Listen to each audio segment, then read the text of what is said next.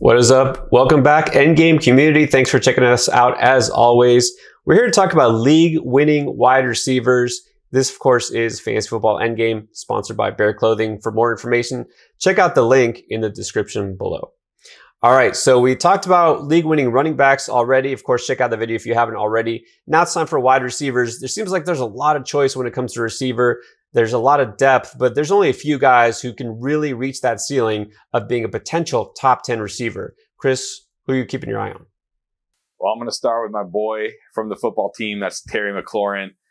There's a couple reasons why I think he's going to have just a monster 2021. First of all, he finally has a gunslinger quarterback in Ryan Fitzpatrick. Say what you will about Ryan Fitzpatrick, but he's a gunslinger. Look what he did for Devontae Parker a couple of years ago. Everybody waiting for the Devontae Parker breakout. Well, it took Ryan Fitzpatrick for him to break out. Look at Brandon Marshall when he's with the Jets, and then he left the Jets, and Brandon Marshall wasn't the same. This is just what this guy does, right? He's just like a wide receiver fantasy goldmine for wide receivers.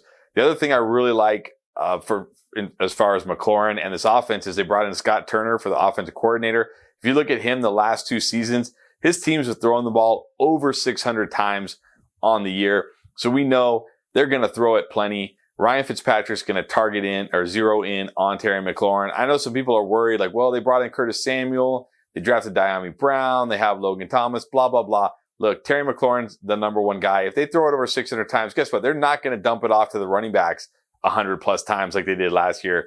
So I'm not worried about that. I can see Terry McLaurin approaching 150 targets. And again, with a guy like Ryan Fitzpatrick, massive, massive ceiling. And he's not even being drafted inside the top 12 wide receivers. Usually he's around that like 15 range, which I think is an absolute steal. This is a guy who I definitely think can finish not only in the top 10, but potentially in the top 5. Yeah, and I agree there. I got McLaurin in my top 10 already and definitely has the upside to do even better. I'm going to keep it within the division. I know you're a Washington fan. Sorry, I'm going to have to go with a Cowboy, though. Let's talk about CeeDee Lamb. I know some people are on him as a breakout, and I'm right there because, look, if you look just at the numbers, CeeDee Lamb almost put up a 1,000-yard season as a rookie, 935. That was without Dak Prescott most of the season. We already know the story, right? Andy Dalton was only part of the time there. We had guys like Ben DiNucci and Gary Gilbert. It was just a mess, right? So if he could do that as a rookie, coming off a season where rookies barely had any contact, right, because of all the situation with COVID, Lamb was still able to produce those numbers. He had a 17% target share on that team, just behind Amari Cooper at 20%. Kind of a 1A, 1B situation. Some people asking, well, who's going to be better, Cooper or Lamb? Like, it doesn't matter. It doesn't really matter who's technically a top target. They're both going to be productive fantasy receivers. Lamb is definitely going to take a step forward. The question is, how big a step? It could be even bigger than we think because he was already just behind Cooper. Cooper's had some ankle issues already, missing some training camp. The OTAs here with some issues as far as the ankle goes. He shouldn't miss regular season time, but again, it could bother him. I'm just saying that Lamb is already somebody you should have on your radar as a solid wide receiver too. If Cooper misses time, he's definitely vaulting into the wide receiver 1 discussion. And Lamb is going to take that huge step that we could see with Dak Prescott now that the chemistry is evolving. This is somebody that we know was drafted in the first round, not because of need, but because of pure talent, and that connection is going to just grow in Dallas. So I feel like Lamb is a guy who you can definitely target just outside the top 10, but has the potential to do even better. All right, Chris, your turn. Give me one other wide receiver who you think could be a league winner. Well, I've been talking this guy up all offseason, and it's Courtland Sutton of the Denver Broncos.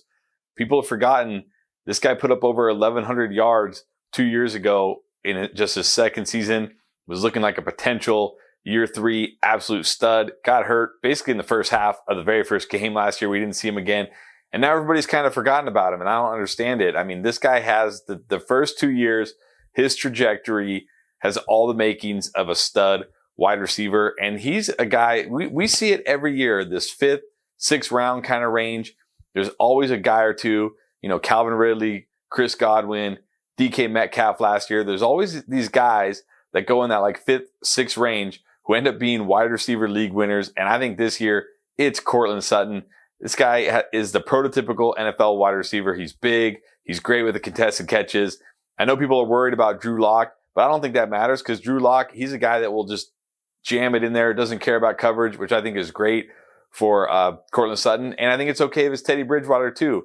Yeah, he's more of a Bridgewater's more, won't take the chances that Drew Lock will, but that doesn't matter. We saw last year in Carolina, both Robbie Anderson and DJ Moore had nice seasons with Teddy Bridgewater. So I'm not at all worried about the quarterback situation there in Denver. I don't care if it's Drew Lock or Teddy B. Courtland Sutton is a stud wide receiver who's falling simply because of an injury discount. Once he puts up a monster year this year and helps people win leagues, he won't be falling that far next year. Yeah, recency bias, definitely a play there. Can't forget about Sutton. He was being drafted very high last year. And like you said, look, the Broncos quarterback situation, it can't get worse. It cannot. The worst case scenario is Locke fails and Bridgewater takes over. That might actually be better for the offense. So definitely no reason to worry about Sutton. I'm going to go back to the NFC East one more time. Go with a rookie. It's a little risky taking rookie pass catchers as compared to running backs. But look, Devontae Smith, I feel it keeps getting overlooked.